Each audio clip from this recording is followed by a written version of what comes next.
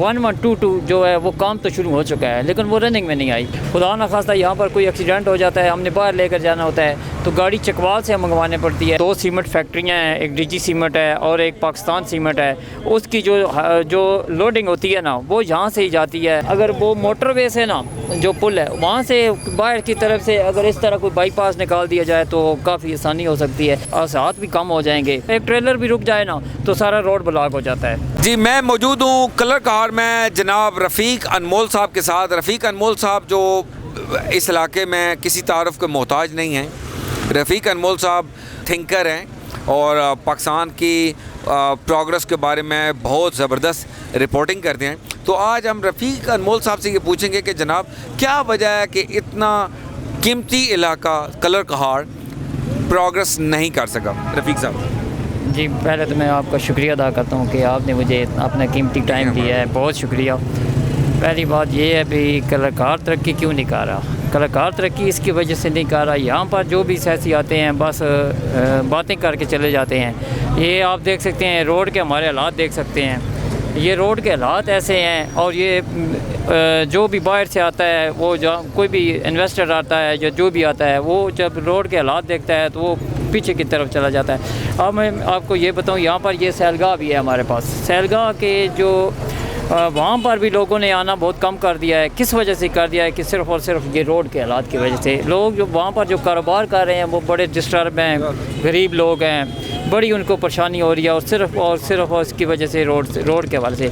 जब तक ये हमारे रोड और कलाकार की ये अंदरूनी क्या कहते हैं सेवरेज वगैरह जो भी है, जो भी गंदगी वगैरह साफ़ नहीं होगी तब तक ये हमारा कलाकार तरक्की नहीं करेगा। अब तहसील बन चुकी है लेकिन तहसील की सहूलत यहाँ पर कोई भी नहीं है, बिल्कुल क्या कहते हैं बिल्कुल है ही नहीं। तो इसलिए जब तक ये रोड नहीं ठीक होंगे, जब तक ये हालात ठीक नहीं होंगे तो हमारा ये कलाकार तरक्की नहीं कर सकता। यहाँ पर मैं आपको बताऊं कि वाटर सप्लाई है, जो पानी यहाँ पर वैसे बहुत ज़्यादा है लेकिन पीने के लिए साफ़ पानी की सहूलत अभी तक प्रोसेस जारी है और उम्मीद है वो जल्दी रनिंग में आ जाएगा। लेकिन उसके अलावा यहाँ पर और भी काफ़ी यानी कि कलाकार में कोई ट्रामा सेंटर वगैरह है, क्या कहते हैं मेडिकल हवाले से भी अच्छा है सिस्टम है। असल बात ये है, सबसे बड़ी बात ये है कि भाई ये रोड के हालात जो है ये नाक़िस हैं।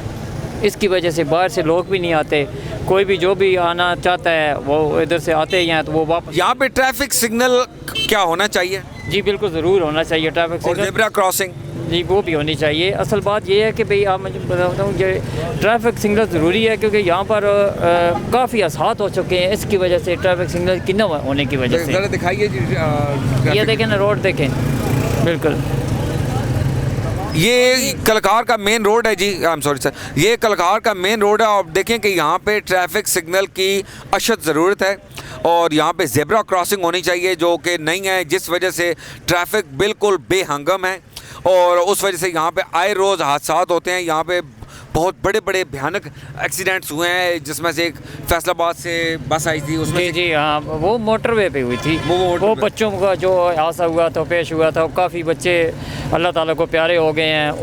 वो वालिदैन अभी तक वो अपनी क्या कहते हैं बच्चों की याद। लेकिन यहाँ पे भी छोटे मोटे एक्सीडेंट्स होते हैं, ट्रैफिक बेहंगम है। आपको मैं एक और बात बताऊँ, यहाँ पर असल बात यह है कि यहाँ पर बाईपास की ज़रूरत है। जो बाईपास जब होएगा ना, जब स्कूल में छुट्टी हो जाती है यहाँ पर ट्रैफिक पुलिस वाले कंट्रोल करते हैं, लेकिन आप देख सकते हैं यहाँ पर जो बड़ियाँ गाड़ियाँ होती हैं ना वो किसी की समझते सुनते भी नहीं हैं, वो अपना काम खुद ही करते हैं, यानी कि जैसे उन्होंने आना है ऐसे ही करना है। और बाईपास अगर इधर कलाकार में बन जाए ना, ये बड़ी जो ट्रैफिक है ये बाहर से अगर चली जाए तो कलाकार उससे बेहतर हो सकता है। यानी आप ये चाहते हैं कि बाईपास मीन्स के यहाँ पे जो बड़ी ट्रैफिक है जो सरगोदा की तरफ जा रही है उसको तलगांग रोड पे जा रही है ना, जो सर तलगांग रोड पे वो पीछे मोटरवे के पास से बाईपास बने, बाहर से चली जाएं। सबसे ज़्यादा हैवी गाड़ियाँ इस रोड पे चलती हैं। मोटरवे से आ रही हैं? नहीं मोटरवे से नहीं, लोड गाड़ियाँ आती हैं मोटरवे से। हाँ जी, मोटरवे से नहीं, इधर से। यहाँ पर हमारे पास अल्हम्दुलिल्लाह 2 सीमेंट फैक्ट्रियाँ हैं, एक डीजी सीमेंट है और एक पाकिस्तान सीमेंट है। उसकी जो लोडिंग होती है ना वो यहाँ से ही जाती है और यहाँ पर ये तलगांग के नज़दीक ही है। तलगांग बिल्कुल, और तलगांग की तरफ जो जाती हैं ना, वो अगर वो मोटरवे से ना जो पुल है वहाँ से बाहर की तरफ से अगर इस तरह कोई बाईपास निकाल दिया जाए तो काफ़ी आसानी हो सकती है और हादसात भी कम हो जाएंगे इंशाल्लाह। तो इससे काफ़ी बेहतरी हो। रफ़ीक साहब ने बहुत ही कमाल की चीज़ बताई है। इन्होंने कहा है कि जो इंडस्ट्रियों की ट्रैफिक जा रही है वो अगर उसको बाईपास मिल जाए और वो शहर के अंदर से ना गुजरे तो दूसरा यहाँ पे स्कूल की छुट्टी के टाइम, हाँ छुट्टी के टाइम भी काफ़ी रश होता है, उसकी वजह से अगर वो ट्रैफिक यहाँ से नहीं गुजरेगी तो वो रश कम हो जाएगा, क्योंकि फिर स्कूल की गाड़ियाँ होगी ना वो उनसे इतना रश नहीं बनता। सिर्फ और सिर्फ एक ट्रेलर भी यहाँ पर एक ट्रेलर भी रुक जाए ना तो सारा रोड ब्लॉक हो जाता है। जनाब रफ़ीक अनमोल साहब जो कि चकवाल की मशहूर शख्सियत हैं, स्कॉलर हैं और दानिशवर हैं और रिपोर्टिंग करते हैं मामलात को, वो फरमा रहे हैं कि यहाँ पे सबसे बड़ा जो तरक्की को जो ब्रेकें लगी हुई हैं वो लगी हुई हैं ट्रैफिक के स्मूथ फ्लो ना होने की वजह से। तो यहाँ पे ट्रैफिक का फ़्लो जो है वो स्मूथ हो, सेफ़ हो, नई ट्रांसपोर्ट की सहूलियात आएँ और बाईपास बने, जो इंडस्ट्रियल जोन है उसको बाईपास मिले। अगर उन्होंने अपनी जो फिनिश गुड्स हैं या जैसे भी जो उनके पास गुड्स हैं उनकी सारी ट्रैफिक जो है वो बाईपास के थ्रू कलाकार सिटी से बाहर हो और यहाँ पे रोड जो है वो दिन ब दिन श्रिंक होता जा रहा है, छोटा होता जा रहा है। उसकी वजह यह कि ये साइडों पे दुकानें बनी हुई हैं और ये छोटे छोटे खाने के कारोबार हैं और रिक्शा यहाँ पे रुकते हैं। तो इस ट्रैफिक को बिल्कुल जो है हैसल फ्री होना चाहिए, यहाँ पे बिल्कुल स्मूथ होना चाहिए ट्रैफिक का फ़्लो। यहाँ पर एक और मसला बड़ा आ रहा है कि 1122 जो है वो काम तो शुरू हो चुका है लेकिन वो रनिंग में नहीं आई। जब तक अगर यहाँ पर मोटरवे पे जब एक्सीडेंट हो जाते हैं ना तो हमें गाड़ी जो भी मोटरवे वाली आती है या बाहर से हमें जब गाड़ी मंगानी पड़ती है 1122 तो काफ़ी यानी कि इधर जो मसला ये आ रहा है 1122 शहर के लिए, और जब कलाकार में जब 1122 रनिंग में आ जाएगी ना उसके लिए काफ़ी मुश्किलात आसान हो जाएंगी। खुदा न खास्ता यहाँ पर कोई एक्सीडेंट हो जाता है, हमने बाहर लेकर जाना होता है तो गाड़ी चकवाल से मंगवानी पड़ती है। इधर भी हो तो कोई इधर गाड़ियाँ कम है, एक गाड़ी है और वो किसी और जगह पे गई होती है तो उसकी वजह से काफ़ी मुश्किलात है। और मैं आपके चैनल की विसातत से ये भी इंतज़ामिया से गुजारिश करता हूँ कि इसकी 1122 को चलाया जाए। जनाब रफ़ीक अनमोल साहब फरमा रहे हैं कि यहाँ पे आवाम की सहूलत के लिए 1122 की जो सर्विसेज हैं उनको फ़ाल किया जाए और बहुत अच्छे लेवल पे फ़ाल किया जाए ताकि लोगों को जो है वो गवर्नमेंट की तरफ से असिस्टेंस मिल सके।